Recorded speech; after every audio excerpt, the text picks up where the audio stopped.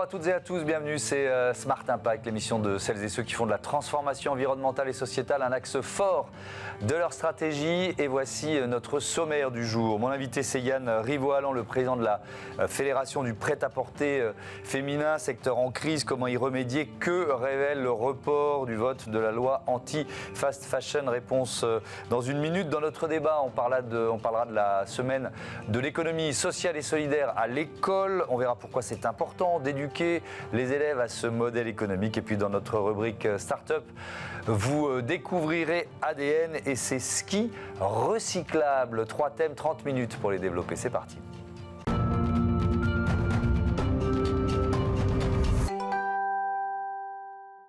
L'invité de ce Smart Impact, c'est Yann Rivoalan. Bonjour. Bonjour. Bienvenue, vous êtes le président de la Fédération du prêt-à-porter féminin. On va évidemment parler de la lutte contre la fast fashion. Il y a une loi qui est un peu dans les limbes de la navette parlementaire. On va pouvoir détailler ça. Mais d'abord, peut-être une question très générale. Comment va le secteur ? Toujours difficile ? Alors c'est toujours difficile avec un effet plancher qu'on voit pour un certain nombre de marques, parce que la météo a joué de façon très favorable ces derniers mois.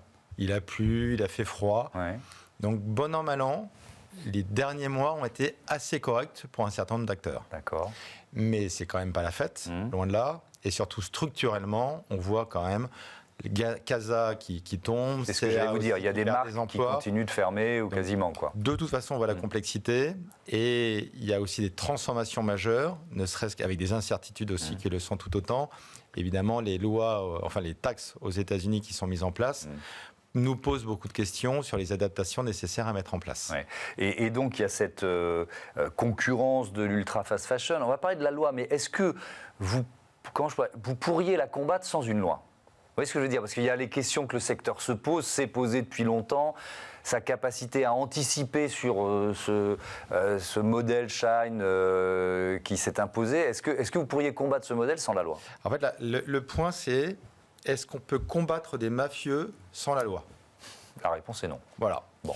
Or, sur la chaîne de valeur intégrale de Shein et de Temu en partie, en fait, chaque fois, on a des comportements qui sont au moins déloyaux. Et c'est le au moins. C'est-à-dire dans la contrefaçon, elle est massive. Toutes les semaines, j'ai des marques qui me remontent des contrefaçons. Il y a un procès qui est en ce moment entre Lacoste et Shein, qui montre comment Shein, depuis des mois, fait de la contrefaçon sur, justement, Lacoste. Et c'est aussi des petits créateurs. Et leur capacité de faire 10 000 nouveaux produits par jour est liée, justement, à cette contrefaçon massive. Donc, il y a déjà ce premier point.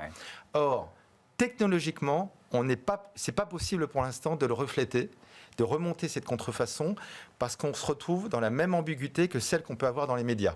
Si on prend votre image et qu'on la fout sur TikTok, pour que vous remontiez dessus, ça vous demanderait un boulot démentiel pour remonter sur l'algorithme de TikTok. Et donc, c'est pour vous impossible, ou presque. Et c'est à cette impossibilité-là que vous êtes confrontés. Justement, qu'ils ont. Donc, il y a ce premier point de la contrefaçon. Est-ce qu'il y a eu un peu... Je reste sur la contrefaçon, ensuite vous développez le point suivant, mais est-ce qu'il y a eu un peu de retard à l'allumage quand même parce que ce modèle-là, il existe depuis le début. Il s'est créé là-dessus, quoi. Il y a ce retard à l'allumage classique dans toute l'innovation digitale. C'est-à-dire, il y a un retard à l'allumage dans le vol des images, dans le vol des musiques, souvenez-vous, avec Napster, il y a maintenant près de 20 ans. Donc, chaque fois, oui, il y a un retard.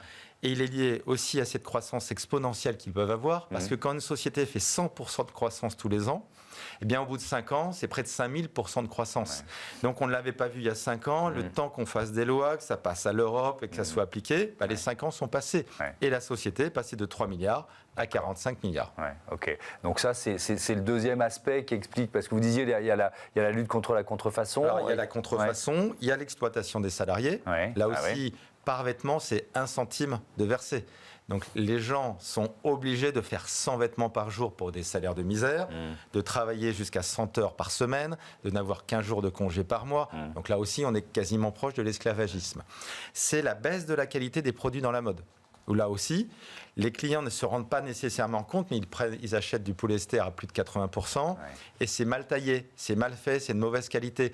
Mais en effet, quand on l'a acheté 3 €, comme c'est pas cher, on s'en fiche un peu. Oui, on va le porter 2 fois ou 3 fois, et puis voilà. Et je reprends ce qu'on peut voir aussi sur certains réseaux sociaux. En fait, c'est gratuit. Donc, comme c'est gratuit, on passe le contenu. C'est pas très grave non plus. Et enfin, il y a l'exploitation, justement, de la faille des taxes. C'est-à-dire, quel est le vrai chiffre d'affaires de Chine et quelle est la véritable TVA qu'ils font semblant de payer. Pour l'instant, ils échappent à une grande partie de la TVA. Alors, ils déclarent une espèce de TVA sur un chiffre d'affaires qui, des sources que je peux avoir, est tellement ridicule versus le véritable chiffre d'affaires qu'ils font, que là aussi, il y a une fraude massive. Donc, comme sur toute la chaîne de valeur, il y a de la fraude, du début à la fin, en effet, personne ne peut les concurrencer. Et c'est pour ça que vous parliez de système mafieux et de la nécessité d'une loi. Que contient cette loi? Ensuite, on parlera du fait qu'elle ait été reportée.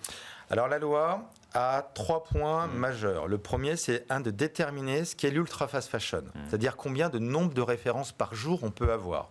Un ordre d'idée, une marque française, c'est 2-3 références nouvelles par jour. Zara, c'est 100, donc c'est énorme. Chine, c'est 10 000. Donc on est dans des ratios... Par jour, hein. Par jour. Par jour. Oui, c'est-à-dire par jour, Chine fait ce qu'une marque française va faire toute sa vie. Donc on est dans un volume astronomique. On retrouve les volumes, évidemment, des plateformes digitales qui sont aussi capables d'avoir aussi comme ça des millions de vidéos tous les jours. Le deuxième point, c'est il y a un système avec l'affichage environnemental qui permet de déterminer si un produit est bon ou mauvais. Il est mauvais, je paye un malus de 5 €. Il est bon, je touche un bonus de 5 €. Donc un bonus-malus qui est prévu dans la loi. Oui, et cet affichage environnemental, il est travaillé avec des polytechniciens, des ingénieurs et les experts du textile depuis maintenant des années. On aboutit à cet algorithme et grâce à cela, on va pouvoir dire c'est un bon et un mauvais produit. Un peu comme le Nutri-Score, mais sous une autre forme très intéressante, c'est qu'on va avoir un nombre de points. Et ce nombre de points, en fait, c'est le nombre de points de vie qu'on va prendre à la planète. C'est-à-dire, quand on achètera un produit avec 150 points, on prendra 150 points à la planète. Oui, donc on intègre le coût environnemental au prix d'achat du produit. C'est ce que je comprends bien. Grâce à ce malus et ce bonus, on se dira, oui, je prends un peu à la planète, mais il faut bien qu'on s'habille tous les jours. Oui, bien sûr. Donc quand je mange aussi, je prends aussi un peu à la planète, mais je peux lui rendre d'une autre façon. Et donc cet affichage est assez intéressant, justement, de cette perspective de je vais consommer ou non, beaucoup ou pas à la planète. Et quand j'achète chez Shein pour un t-shirt en polyester qui va détériorer à vie la planète parce que le plastique ne se détériore pas, et bien là, je vais avoir un gros affichage environnemental et en plus, ça va me coûter 5 € de plus. Donc ça limite justement l'achat. Donc ça, c'est pour le bonus-malus. Ensuite, il y avait une question de publicité. L'interdiction de la publicité. Alors là, c'est une vision très intéressante de pourquoi est-ce qu'on a le droit ou non ou pas de faire de la publicité. Pour l'instant, l'interdiction de la publicité se fait avant tout avec des produits qui sont très dangereux pour la santé, du type le tabac ou l'alcool. Et donc là aussi, on a cette vision qui est, quand on sait que ces produits sont clairement, parce que c'est l'ultra fast fashion, dangereux pour la santé de la planète et donc pour nous, parce que quand un t-shirt en plastique va dans les océans, à la fin, cette dégradation, les microfibres finissent aussi dans notre corps. Eh bien, on peut se poser la question de est-ce qu'on a le droit ou non d'autoriser cette publicité. Et donc là, c'est une vraie question de société. Parce que pour l'instant, le droit européen interdit de faire ceci. Donc, est-ce qu'il faut aussi que le droit européen change ou pas? Oui, vous dites que c'est un combat qui dépasse la filière textile d'une certaine façon. Et c'est pour ça que, et si on retrouve la base d'ailleurs de la mode depuis des années, c'est qu'on est souvent à l'avant-garde de beaucoup de transformations. Dans le digital, les marques de mode sont depuis maintenant plus de 15 ans en e-commerce, alors qu'encore quelques industries n'y sont pas encore. Et donc il y a toujours ce côté avant-gardiste, évidemment dans les tendances, mais aussi dans l'innovation et aussi dans la responsabilité. Et donc de ce fait, la transformation qu'on voit avec Shein, c'est qu'on voit comment une marque comme Shein est le pire du pire dans l'innovation et dans la responsabilité, et comment les marques françaises font l'inverse, c'est-à-dire elles essaient aussi de se transformer dans l'innovation, mais avec les contraintes légales que nous on a, qu'eux n'ont pas, et évidemment dans la responsabilité, dans vouloir bien faire les choses. Et alors cette loi qui avait été votée à l'Assemblée, qui devait passer au Sénat, il y a eu la décision de report de l'examen. Est-ce que vous faites le lien avec l'embauche par Chine d'un certain nombre de personnalités politiques, d'anciennes personnalités politiques qui sont... C'était quoi, une stratégie d'influence en fait? Alors il y a des raisons légitimes. Les raisons légitimes sont évidemment la dissolution, les changements de gouvernement, et donc c'est compliqué en effet de faire passer des lois dans ces contextes. Le deuxième, c'est qu'en effet il y a un lobby. un lobby massif de Shein qui s'adresse, je le vois aussi, aux écoles. Ils vont aller dans les écoles pour expliquer à quel point ils sont bien, dans des écoles de mode évidemment. Ils font du lobby vis-à-vis des parlementaires. Je prends évidemment Castaner qui a fait beaucoup d'images. Donc Christophe Castaner, ancien ministre de l'Intérieur qui a été embauché effectivement. Mais il y a aussi Bernard Splitz qui a demandé à rencontrer la présidente de l'Assemblée, ce qu'il n'avait pas fait depuis maintenant près de 5 ans. Alors Bernard Splitz, il était... C'est un des fondateurs des GRAC, qui est un mouvement qui a été aussi à l'initiative de l'élection d'Emmanuel Macron. Donc c'est quelqu'un qui a été très important, qui faisait aussi partie du MEDEF, et donc il y avait une stature et un réseau, et donc il utilise clairement ce réseau aussi pour s'adresser à de nombreux parlementaires. Et donc il y a aussi Nicole Gage, une ancienne secrétaire d'État, qui avait une très belle réputation, malheureusement elle aussi embauchée par Shein. Donc on le voit, c'est un investissement en lobby, par Castaner, qui est très visible, mais aussi sur d'autres, qui bien sûr influencent les parlementaires. Vous espérez quand même que cette loi soit votée rapidement ? Alors on a une première étape, on verra début avril si ou non elle va être à l'agenda. Si elle est à l'agenda, comment est-ce que la loi va être transformée aussi par les sénateurs ? Donc on va voir s'il y a des modifications positives ou pas. Et de ces transformations, elle sera votée ou pas. Donc il y a beaucoup d'incertitudes d'ici peut-être mi-mai où elle passera peut-être justement au Sénat. Merci beaucoup Yann Rivoalan. Évidemment, on va soutenir ce combat et continuer d'en parler ici. Je vous dis à bientôt sur Bismarck for Change. On passe à notre débat. Comment parler d'économie sociale et solidaire aux jeunes ?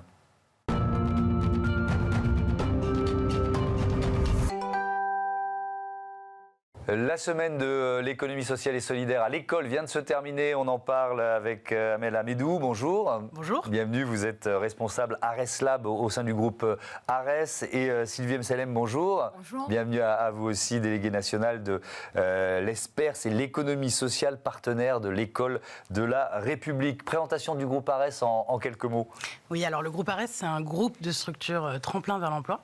Donc en fait, on a comme activité principale l'insertion par l'activité économique. Donc on va proposer à la fois un support travail pour des personnes qui étaient éloignées de l'emploi, donc pour récupérer le cadre du travail et découvrir ou redécouvrir ses compétences. Et à côté de ça, on va proposer un accompagnement social et professionnel, donc c'est-à-dire lever les freins sociaux et ensuite travailler son projet professionnel, puis trouver un emploi. Ouais. Avec toujours cette logique qui consiste vous faites travailler des gens qui sont éloignés de l'emploi. L'objectif, c'est qu'ils vous quittent. Moi, je trouve ça, c'est toujours très particulier comme démarche intellectuelle ou même entrepreneuriale ou associative. C'est à vous former des gens pour qu'ils partent. Oui, tout à fait. L'insertion, c'est maximum 2 ans. Oui, c'est ça. Et donc, nous, on est contents quand les personnes nous quittent, parce que ça veut dire qu'elles ont trouvé un emploi. Et tout l'accompagnement est fait autour de ça. Donc, sur nos activités de travail, on va vraiment s'adapter à la montée en compétences des personnes et on organise le travail autour de ça. L'économie sociale partenaire de l'école de la République, Sylvie Mselem, de quoi il s'agit concrètement ? Alors, c'est une association. On est à la croisée en fait des champs de l'éducation et de l'économie sociale et solidaire, c'est-à-dire qu'on agrège 41 membres qui sont à la fois des associations, des mutuelles, des syndicats d'enseignants, des associations d'éducation populaire. Et en fait, si je devais résumer le projet associatif, c'est qu'on fait finalement le pari que parce que des élèves, des collégiens, des lycéennes dans les établissements scolaires sur l'ensemble du territoire national éprouvent, montent véritablement un projet, donc c'est pas des informations descendantes académiques sur ce que c'est que l'économie sociale et solidaire, c'est parce que je vais monter un projet avec d'autres élèves dans un collège, par exemple une maraude, une action de lutte contre le racisme, que je vais éprouver ce que c'est que l'économie sociale et solidaire et que je vais bouger. Et moi, ce qui me tient à cœur et que je voudrais partager avec vous dans ce projet associatif, c'est que cette finalité du projet associatif, c'est une émancipation collective. C'est-à-dire par le groupe, avec les pairs, je me déplace, je peux bouger des assignations qui m'ont été faites au départ par rapport à où je suis née, de quelle origine sociale, etc.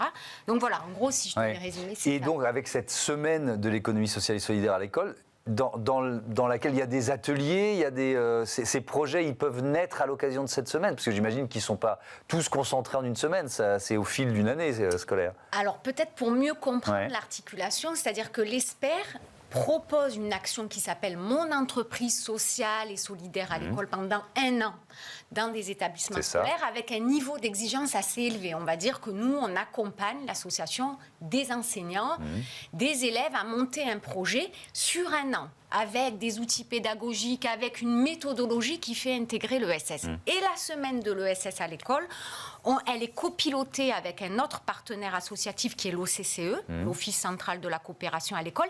Et là, c'est l'idée que pendant 1 semaine, on fait un peu feu de tout bois. C'est-à-dire, à la fois, on valorise ces actions qu'on a amenées pendant 1 an, mais aussi, c'est l'occasion, par exemple, que des collégiens vont rencontrer une mutuelle, vont rencontrer une recyclerie. Vous voyez ce que je veux dire? Qu'ils organisent des forums, par exemple, voilà. Ouais. Et vont rencontrer l'une des entreprises du groupe Arès, qui s'appelle Réparseb, donc qui est en partenariat avec la marque d'électroménager Seb, j'imagine.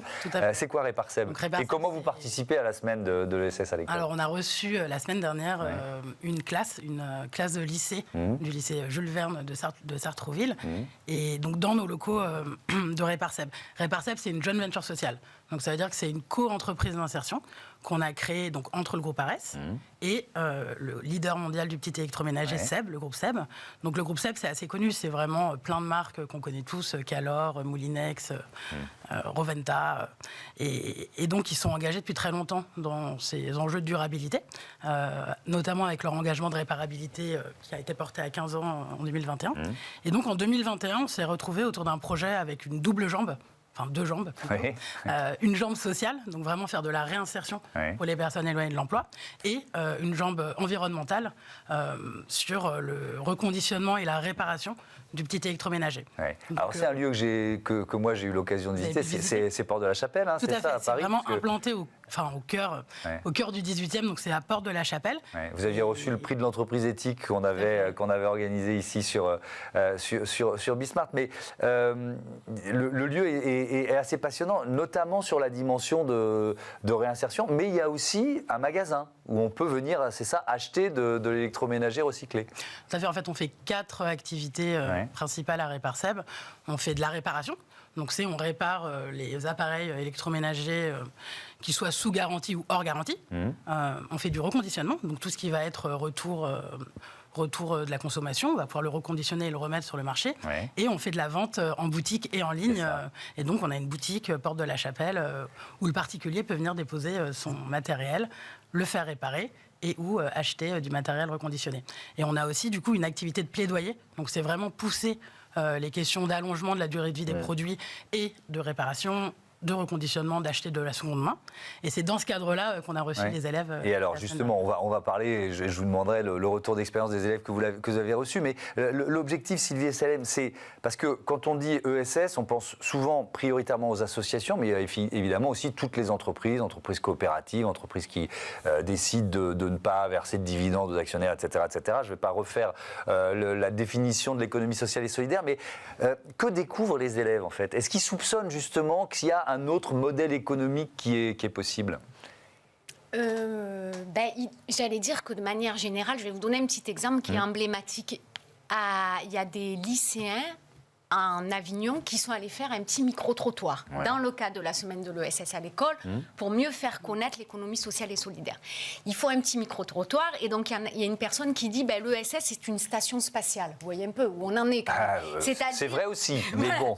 Donc si vous voulez, moi je pense que la subtilité elle vient de là. C'est ce que je vous disais tout à l'heure. Quand ils éprouvent, vous leur dites finalement, vous avez fait un projet qui a pour finalité l'articulation entre justice sociale et justice écologique. Et vous l'avez fait dans un mode de participation qui est la gouvernance démocratique. Oui, mais ce que vous avez cité, pardon de vous interrompre tout à l'heure, quand vous disiez une maraude, etc., c'était plutôt dans le modèle associatif. Vous voyez ce que je veux dire?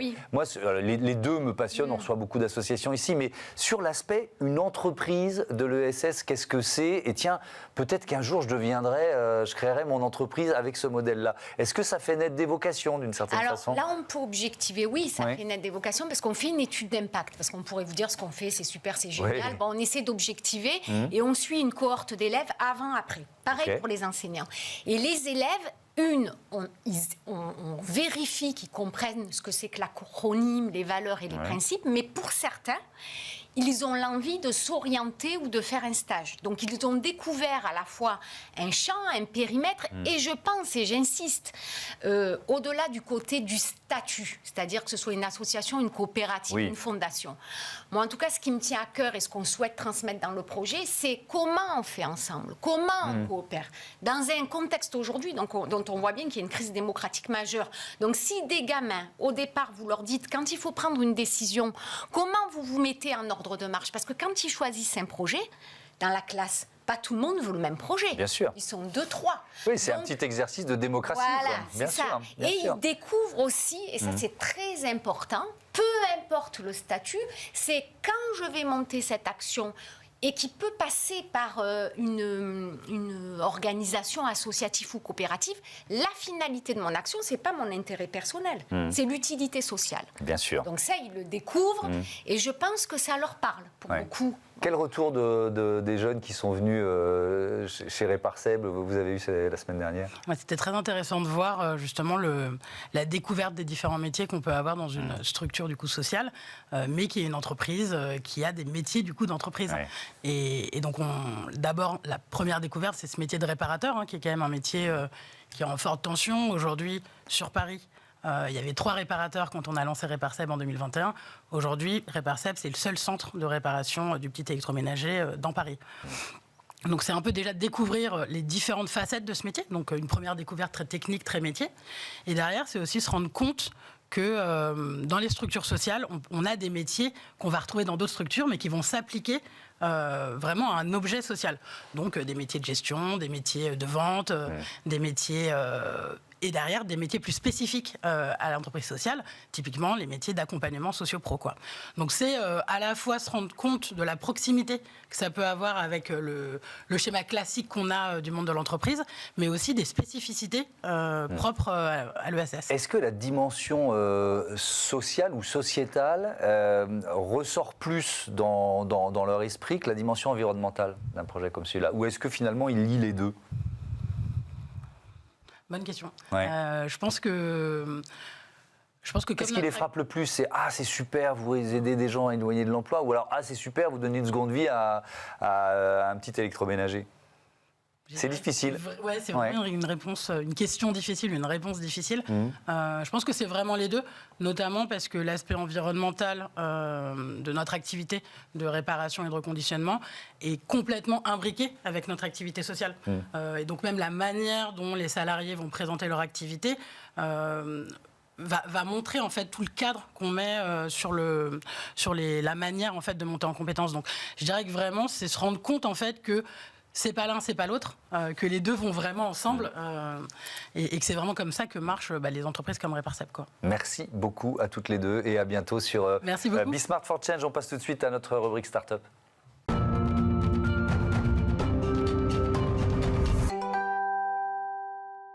Smart Ideas avec Camille Lambert, bonjour. Bonjour. Vous êtes la présidente, la fondatrice d'ADN Group.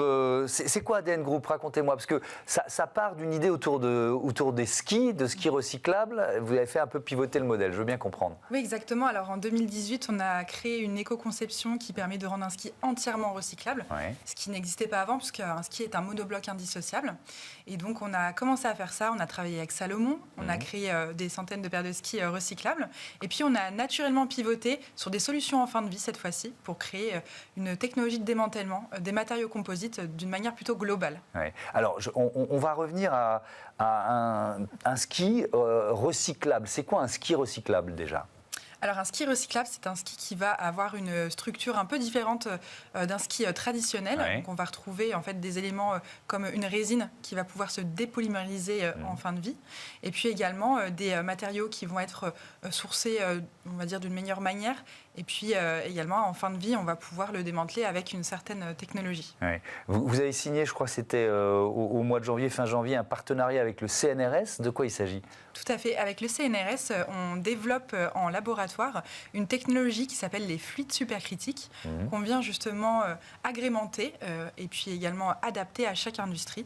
Donc Les fluides supercritiques, c'est un état intermédiaire de la matière. Et aujourd'hui, on vient l'améliorer en conditions de test et également avec des solvants biodégradables. Alors, comment ça marche? Moi, j'essaye de comprendre. On a un matériau, ça peut être un ski ou autre. Comment vous allez finalement récupérer des matériaux et pour en faire quoi? Alors, on va mettre le matériau composite à l'intérieur d'une autoclave. On va y injecter du CO2, également des solvants verts si besoin. On va mettre dans un état supercritique, donc à une certaine température et une pression donnée. D'accord. Et au bout d'un moment, les molécules deviennent ce qu'on appelle schizophréniques. Elles ne savent plus si elles sont liquides ou gazeuses. Elles pénètrent entre les couches des matériaux pour délaminer la résine et donc séparer chaque matière les unes des autres sans altérer l'intégrité des matériaux. Ouais, ça a demandé combien de temps de recherche et développement pour aboutir à cette solution? Et puis, question subsidiaire, est-ce qu'elle est à l'échelle aujourd'hui, où vous en êtes?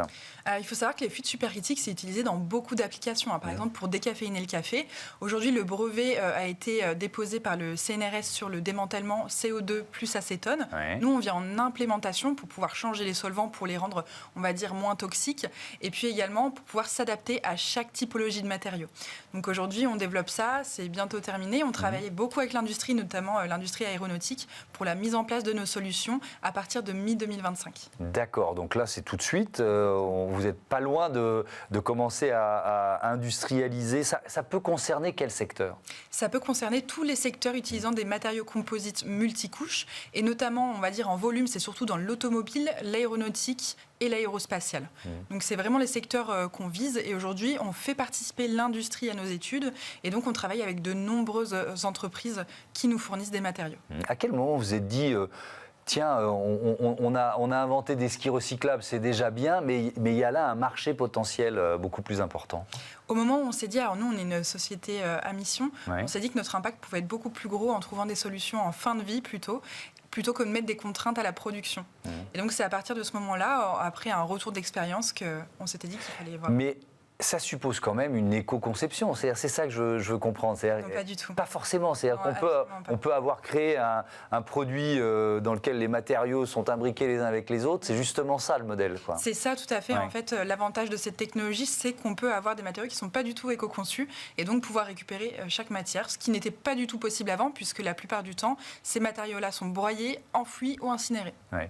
Et justement, le gain environnemental du passage à l'échelle de cette technologie, vous l'avez un peu modélisé? Oui, tout à fait, bien sûr. Le gain environnemental, il est énorme. Après, pouvoir dire un chiffre, ça serait compliqué puisque ça dépend de chaque industrie. Bien sûr. Mais aujourd'hui, pour donner un ordre d'idée, en tout cas, ce marché pèse des milliards de tonnes en termes de déchets. Et aujourd'hui, le but, c'est vraiment de pouvoir être souverain en termes de ressources, même en termes de géopolitique. Oui, on va récupérer des matériaux qui peuvent être critiques, quoi. Oui, tout à fait. Donc la souveraineté des ressources est hyper importante et c'est aussi ça, on met l'accent dessus. Merci beaucoup, Camille Lambert, et bon vent à ADN Group. Voilà, c'est la fin de ce Smart Impact. Je voudrais remercier Marie Billet, Alexis Mathieu et Juliette Milierina qui s'occupe de la production et de la programmation de l'émission. Ulysse Touré, le réalisateur, Héloïse Merlin, l'ingénieur du son. Salut.